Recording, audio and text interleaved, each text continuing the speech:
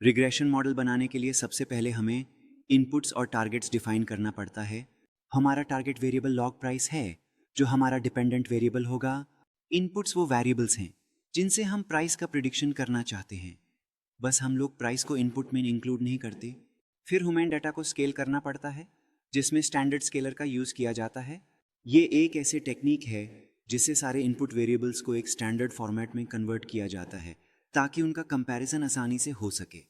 Scaling से पहले हम डेटा को फिट करते हैं और फिर ट्रांसफॉर्म करते हैं, जिससे इनपुट वेरिएबल्स स्टैंडर्डाइज्ड हो जाते हैं। एक चीज़ का ध्यान रखें, डमी वेरिएबल्स को स्केल करना ज़रूरी नहीं होता, क्योंकि उनका प्रिडिक्टिव पावर स्केल से अफेक्ट नहीं होता है। इसलिए हम स्केल करते हुए डमी वेरिएबल्स को अनचेंज्ड छोड़ देते हैं।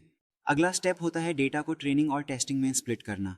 इसके लिए हम एक मेथड यूज़ करते हैं जिसे हम 80% डेटा को ट्रेन करने के लिए और 20% डेटा को टेस्ट करने के लिए यूज़ करते हैं। ये प्रोसेस इंश्योर करता है कि हमारा मॉडल अच्छे से ट्रेन हो और नए अनसीन डेटा पर भी अच्छा परफॉर्म करे।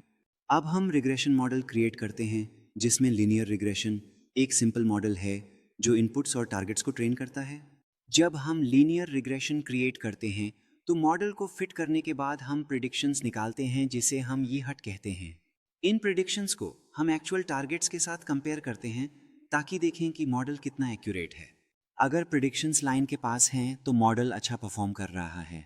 फिर हम रेजिडुअल्स का प्लॉट बनाते हैं, जिसमें रेजिडुअल्स वो डिफरेंसेस होते हैं जो टारगेट और प्रिडिक्शंस के बीच होते हैं। आइडियल केस में रेजिडुअल्स का डिस्ट्रीब्यूशन नॉर्मल होना चाहिए, मतलब एरर्स रैंडमली स्प्रेड होते हैं बिना किसी बायस के। अगर रेजिडुअल्स में कोई स्पेसिफिक पैटर्न दिखे तो उसका मतलब है कि मॉडल में कुछ इम्प्रूवमेंट की ज़रूरत है।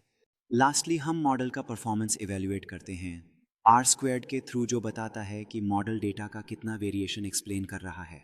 इससे हमारे मॉडल की स्ट्रेंथ का आइडिया मिलता है। रिग्रेशन मॉडल की इस प्रोसेस से हम सीखते हैं कि डेटा को कैसे एफिशिएंटली एनालाइज और प्रिडिक्ट किया जाए।